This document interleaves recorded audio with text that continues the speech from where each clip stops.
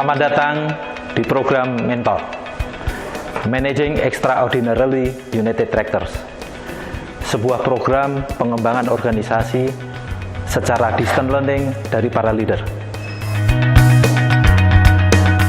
Baik, sebelum kita sharing, rasanya kita jalan-jalan dulu. Asisten, kameranya dong. Terima kasih ya. Baik, rekan-rekan semua. Hai guys, mari kita jalan-jalan ke Seminyak.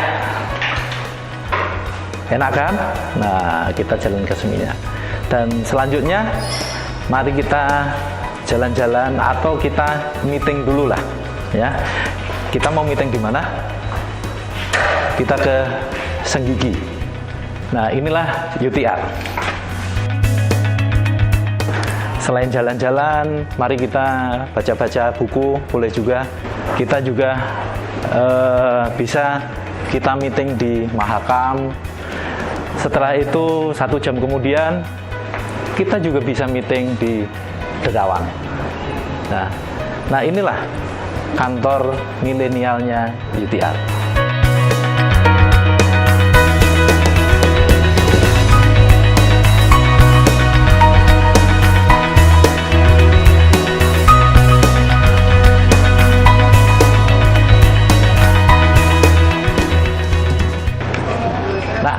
Mari kita ada rombongannya lagi diskusi, ya. Kita tanya-tanya sama mereka. Hai guys. Hai Pak. Lagi ngapain? Lagi ngobrol. Oh, lagi ngobrol-ngobrol. Boleh saya tanya sesuatu? Boleh Kak. Nah, menurut teman-teman semua nih, ya, dari 4 orang BOD-nya UTR, menurut teman-teman, siapa yang teman-teman harapkan untuk bisa tampil di YouTube? YouTube, Pak. Wah, di YouTube ya Pak ya? Siapa ya? Siapa nih? Kayaknya Kayaknya sih Pak buat kita. Siapa? Anda sangat ingin Pak tampil di YouTube? Iya, betul. Oke. ya. Iya. Baik, terima kasih kalau begitu atas pendapatnya ya. Ya. Oke, silakan dilanjut. Ya. Baik, pada hari ini saya akan mencoba untuk menjawab sebuah challenge dari Pak Idot terkait dengan digitalisasi. Bagaimana konsep dan sistem yang akan kita bangun untuk tadi memenuhi ekspektasi dari customer, di mana customer bisa memonitor yang namanya UT, GPS, termasuk juga mungkin customer solution management secara sistem dan real time, dan dengan mudah customer bisa memonitor itu. Semoga jawaban ini bisa menginspirasi juga teman-teman yang lain.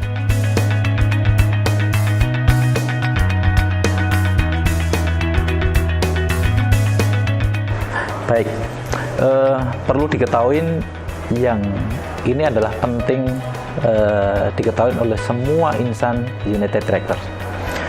Customer membeli produk United Tractors itu adalah untuk menghasilkan uang.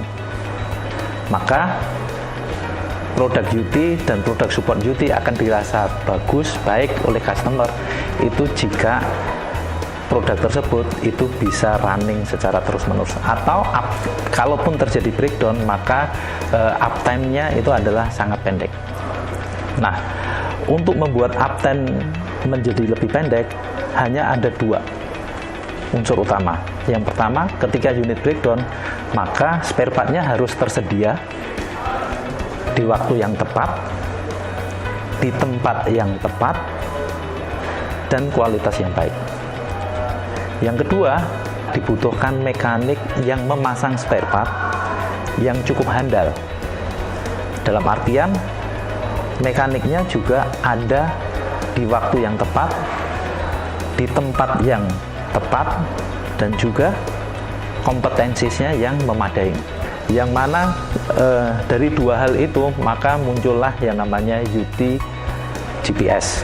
Adanya spare part dan juga mekanik yang tepat maka akan menghasilkan UT solution, yang mana unit segera bisa running kembali.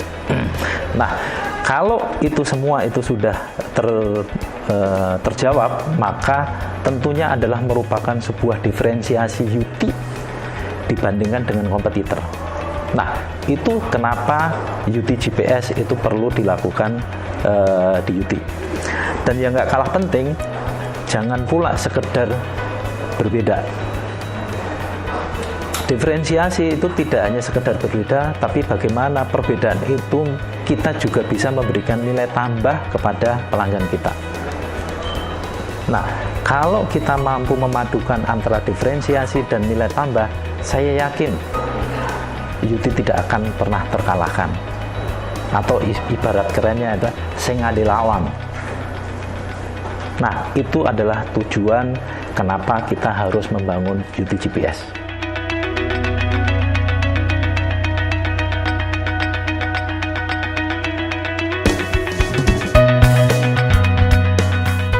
Kalau kita bicara monitoring secara real time, kita bicara spare part. Spare part yang terlibat itu banyak hal.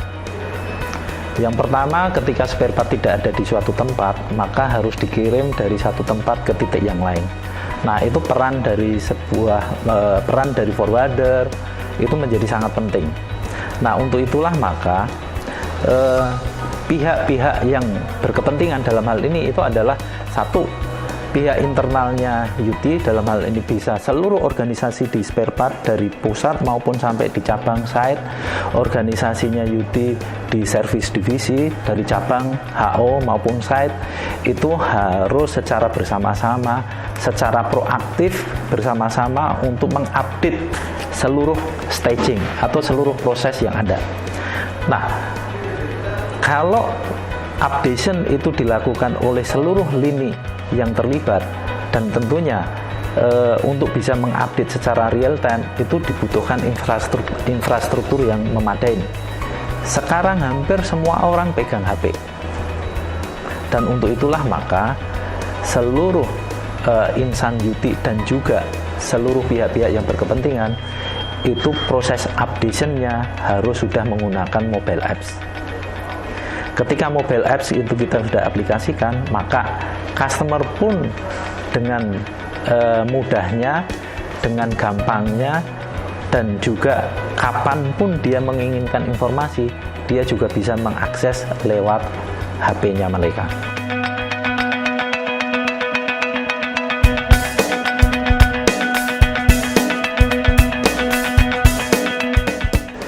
Kita sudah membangun dasar-dasar atas informasi real time itu sudah cukup lama sekali. Cuma permasalahannya adalah updation real time ini tidak terintegrasi dengan baik.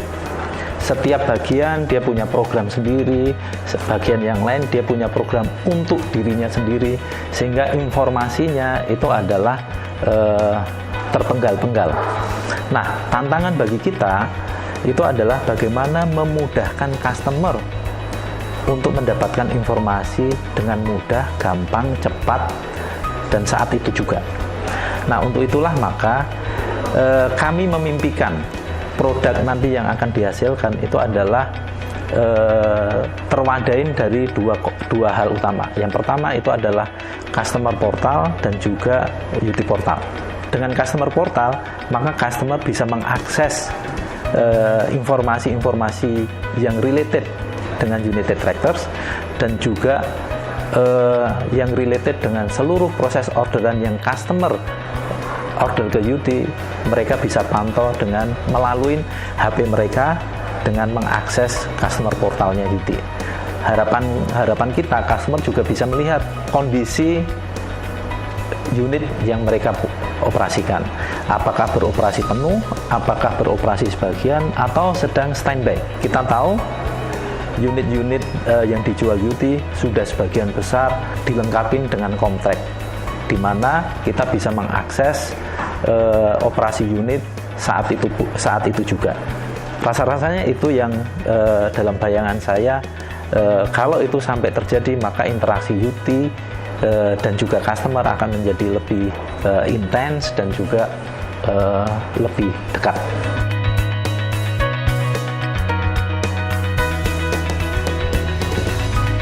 terima kasih Mas Faisal ya atas pertanyaannya. Tapi sebelum saya menjawab pertanyaan Mas Faisal, izinkan saya sedikit bergerak karena capek, ya, pegel. Baik, yang pertama terkait dengan digitalisasi. Hal yang paling utama yang harus kita punya menghadapi era digital itu adalah bagaimana kita punya positive mindset. Kalau kita punya positive mindset, apapun yang bergerak di sekitaran kita, itu kita selalu melihatnya dari sisi positif. Kalau kita melihat dari sisi negatif, maka yang terjadi adalah ketakutan kita menghadapi masalah. Dan untuk itulah saya mendorong semua insan United Tractors harus punya yang namanya positive mindset. Itu yang pertama. Nah, terkait dengan era digitalisasi dan juga kaitannya dengan pabrik atau prinsipal, bagi saya itu justru peluang. Kita tahu pasar spare part di Indonesia, terutama Komatsu, itu kita hitung kurang lebih 20 triliun. Yang mana kita penjualan spare part kita tiap bulan kurang lebih 1 sampai 1,2 triliun per bulan. Anda bisa bayangkan, pasar di China itu adalah mereka jualan 20 triliun dalam 1 bulan. Jadi kalau kita itu bisa dengan adanya digitalisasi, dengan adanya internet, maka era keterbukaan itu terjadi. Tapi ketika di era digitalisasi yang mana dunia ini tanpa batas, maka pasar di mata saya itu bukan lagi 20 triliun. Tapi pasar di mata saya itu adalah 10 kali lipat dari pasarnya Indonesia.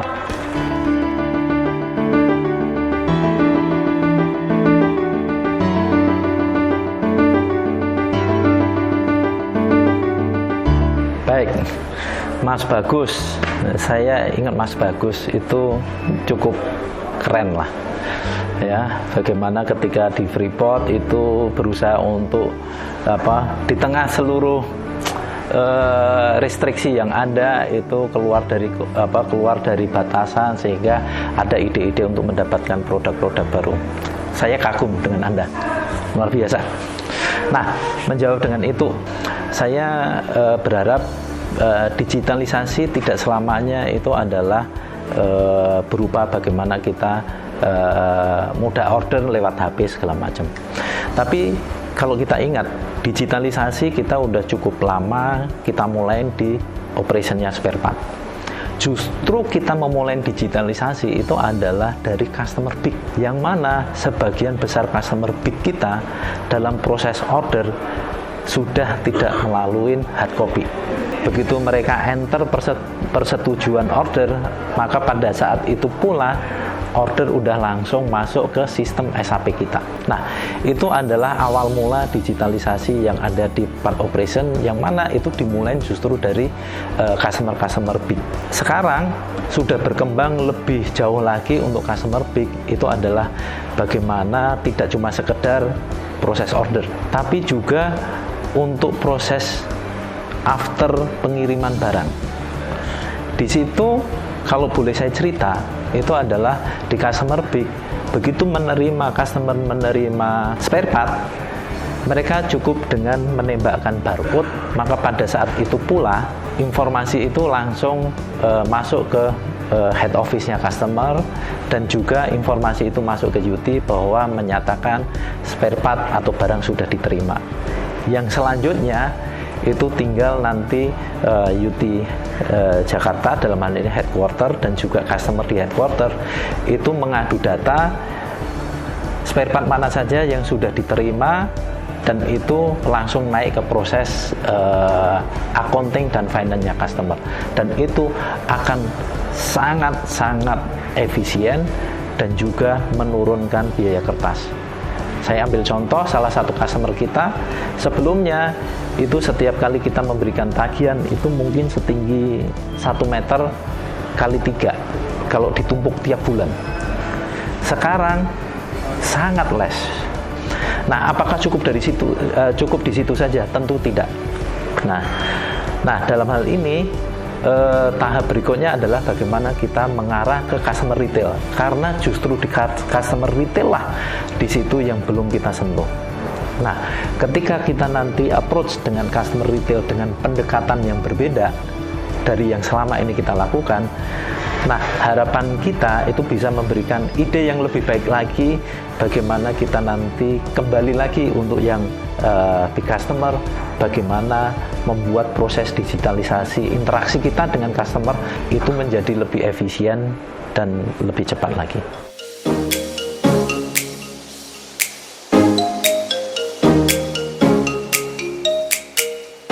Tuh, asik. Ayo. Ya.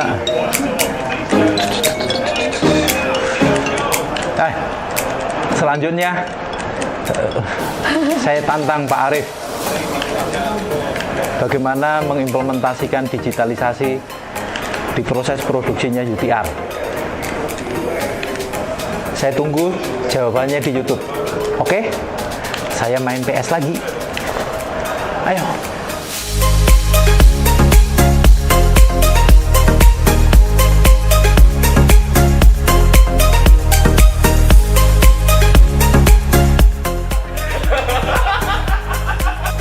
Bagaimana dengan Pada belum dibisikin tadi.